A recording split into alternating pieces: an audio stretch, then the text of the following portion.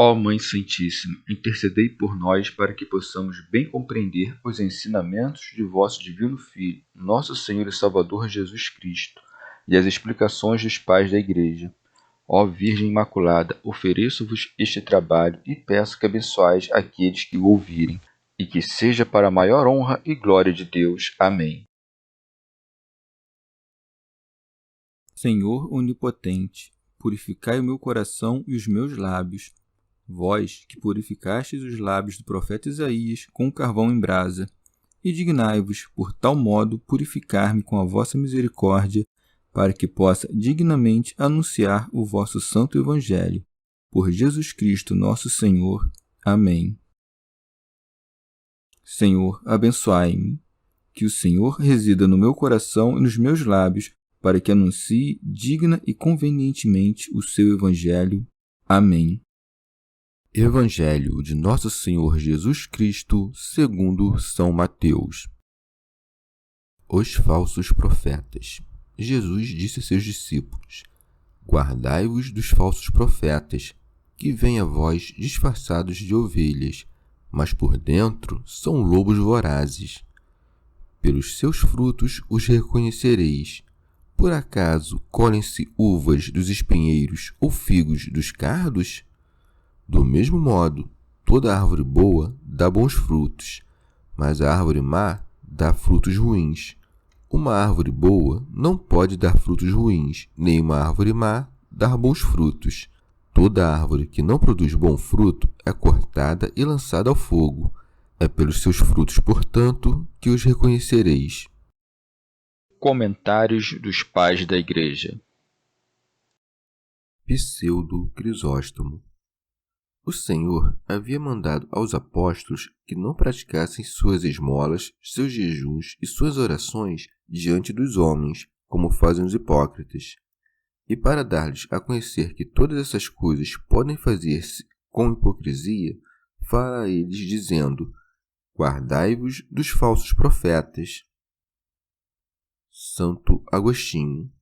Ou de outro modo, tendo dito o Senhor que são poucos os que encontram o caminho estreito e a porta estreita, para que os hereges, que muitas vezes se recomendam por seu pequeno número, não se coloquem em nosso lugar, acrescenta em seguida: Guardai-vos dos falsos profetas.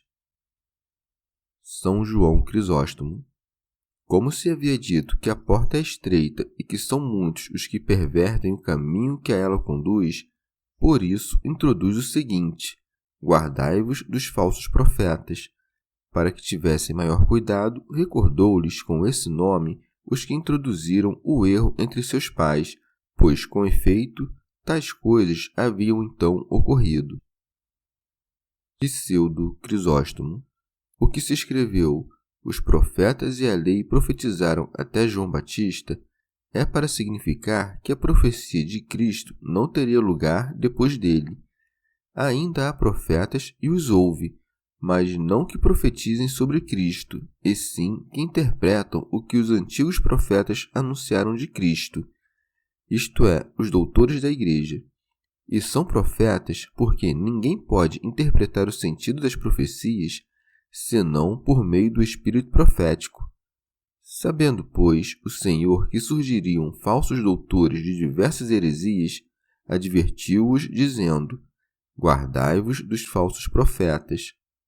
Como estes não seriam manifestamente gentios, mas escondidos sob o nome de cristãos, não disse: olhai, mas guardai-vos.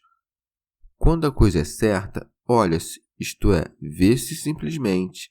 Mas quando é incerta, observa-se, isto é, examina-se com precaução. Diz ademais: guardai-vos, porque é uma boa garantia de salvação saber de quem se deve fugir. Não disse guardai-vos como se o diabo pudesse introduzir heresias na igreja contra a vontade de Deus, mas com a permissão de Deus, pois, dado que não quer ter servos sem discernimento, ele envia a tentação. E porque não quer que sucumbam por ignorância, adverte-os do perigo, para que nenhum doutor herege diga que Cristo não os chamou de profetas falsos, mas os doutores dos gentios e dos judeus, por isso acrescenta: que vêm a vós disfarçados de ovelhas. As ovelhas são os cristãos, mas o vestido de ovelha é uma aparência de cristianismo e de religião simulada. Nada destrói tanto o bem quanto a simulação, porque o mal, enquanto se oculta com aparência de bem, enquanto não se conhece, não se previne. E para que ainda não diga o herege que fala dos verdadeiros doutores, que também são pecadores, acrescenta: mas por dentro são lobos ferozes. Os doutores católicos, mesmo que sejam pecadores, são chamados servos da carne, mas não lobos rapaces, porque não têm o propósito de perder os cristãos. Cristo fala, pois, manifestamente dos doutores hereges, que intencionalmente assumem a aparência de cristãos para destroçá-los com a iníqua mordida da sedução, e sobre os quais diz o apóstolo: eu sei que, depois da minha partida, se introduzirão entre vós lobos arrebatadores, que não pouparão o rebanho. São João Crisóstomo. Mas, no entanto, parece que aqui não introduz os hereges como falsos profetas, e sim aqueles cuja vida é corrompida, mas que são vestidos com a aparência da virtude. Por isso disse: pelos seus frutos os reconhecereis. Entre os hereges, pode muitas vezes encontrar-se a vida, mas de nenhum modo entre os que eu disse. Santo Agostinho. De onde muito convenientemente se pergunta: a quais frutos quis que atentássemos? Muitos se deixam enganar ao verem os frutos que produzem aqueles que vestem pele de ovelha, e assim se tornam presa dos lobos. Os frutos que os enganam são os jejuns, as esmolas e as orações que não têm outro objetivo senão os homens, e agradar aqueles a quem essas obras parecem difíceis. Esses, pois, não são os frutos que podem servir-nos para reconhecê-los, como se nos manda, porque todas essas coisas, se feitas com reta intenção, na verdade, são a vestimenta própria das ovelhas. Mas quando se fazem com mau fim, no erro, não aproveitam mais que para encobrir os lobos. Mas não por isso devem as ovelhas odiar suas vestimentas, porque muitas vezes os lobos se ocultam nelas. Quais são os frutos com os quais poderemos conhecer a árvore má? É o que diz o apóstolo: as obras da carne são manifestas, são a fornicação, a impureza, etc. E quais são os frutos com os quais poderemos conhecer a boa árvore? O mesmo apóstolo mostra dizendo: o fruto do Espírito é caridade, gozo, paz, etc. Pseudo Crisóstomo. O fruto pelo qual se conhece o homem é a confissão de sua fé. Aquele que, segundo Deus, emite a voz da humildade e da verdadeira confissão é a ovelha. No entanto, aquele que, contra a verdade, vocifera em blasfêmias contra Deus é lobo. São Jerônimo. Ainda que o que se diz aqui dos falsos profetas possa se aplicar a todos aqueles que prometem uma coisa com suas vestes e palavras, mas demonstram outra em suas obras, especialmente parece que aqui se compreendem os hereges, que aparentam cobrir-se com a continência e o jejum como uma certa veste de piedade, mas que interiormente têm suas almas envenenadas e enganam os corações de seus irmãos mais simples. Santo Agostinho. Mas pelas obras se pode conjecturar se eles têm essa aparência exterior por alguma ambição.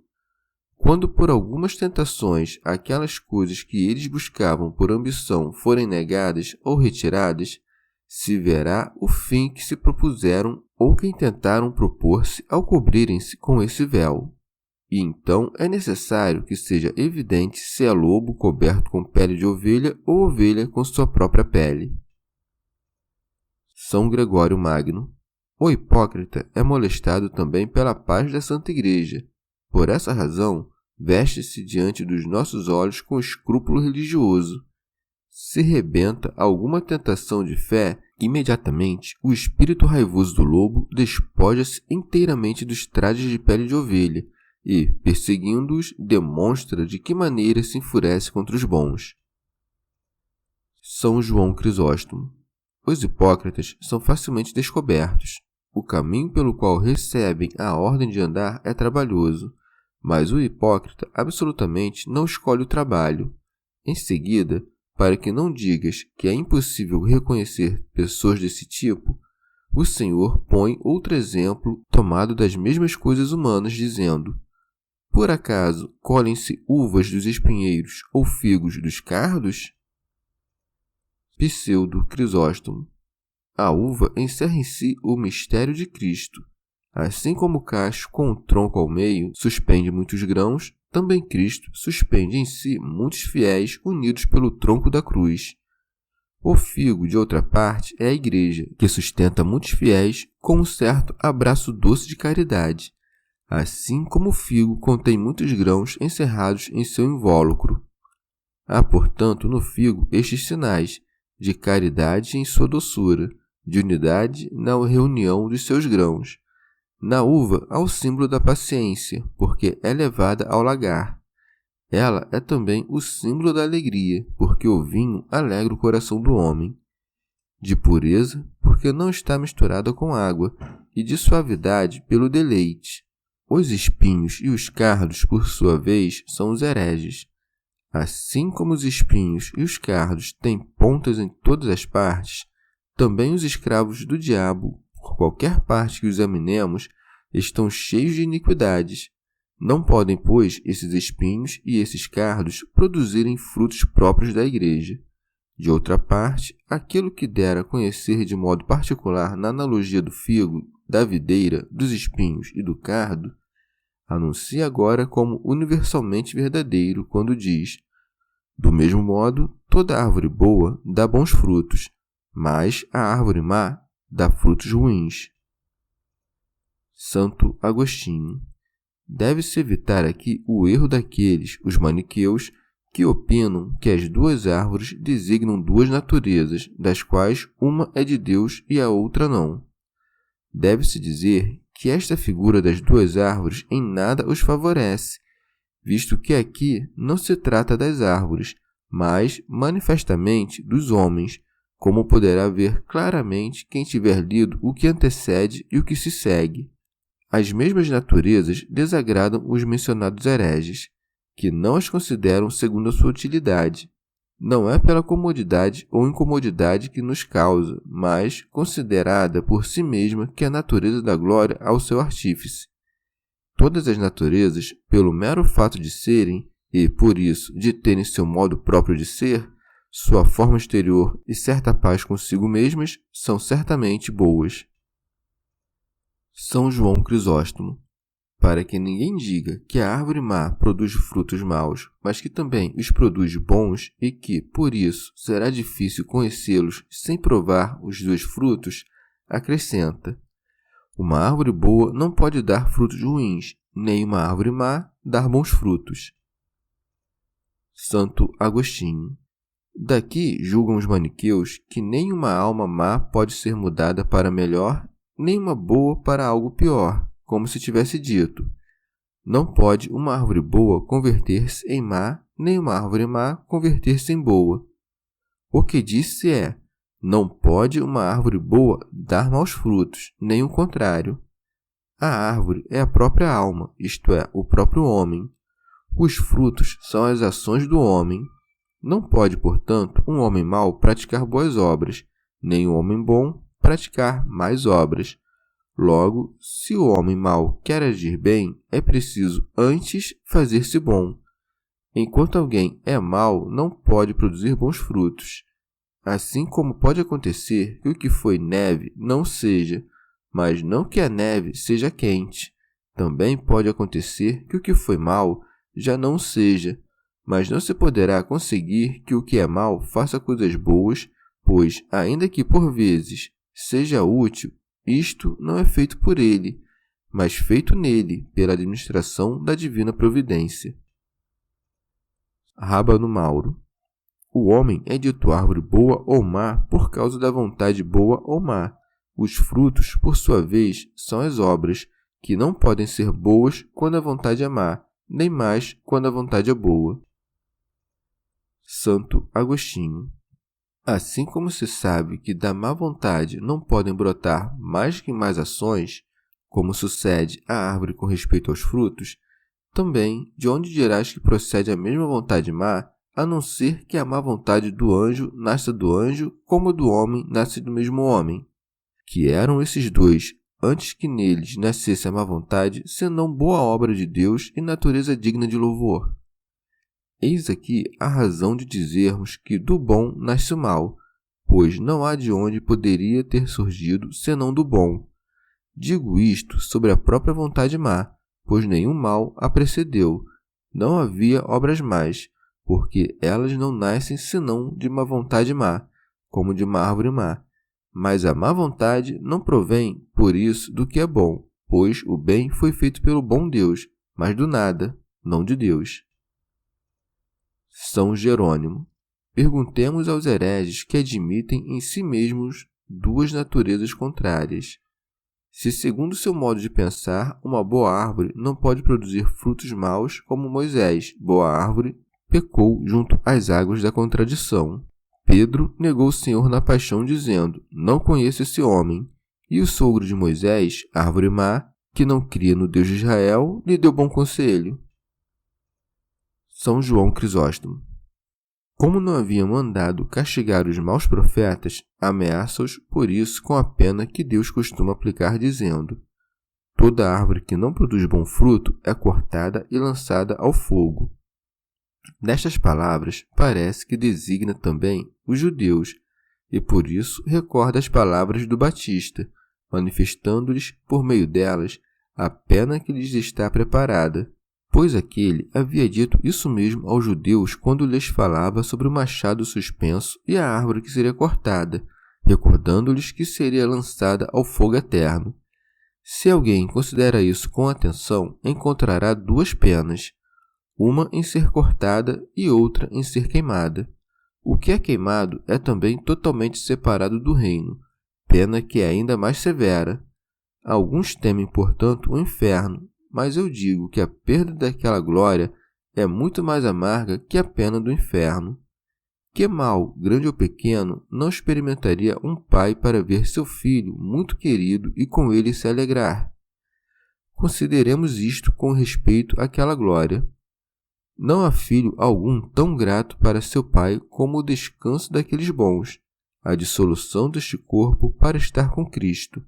A pena do inferno é insuportável, é verdade, mas ainda considerando 10.000 infernos, nada se poderá dizer tal qual a pena de ser privado daquela glória e odiado por Cristo. Comentário de São Tomás de Aquino em forma de glosa. Da analogia anterior, conclui com o que já havia dito anteriormente, como algo já manifesto, dizendo: é pelos seus frutos, portanto, que hoje reconhecereis. Chegamos ao fim de mais um dia de comentários da Catena Áurea. Muito obrigado por ficarem até aqui, que Nossa Senhora derrame suas graças sobre nós e até amanhã.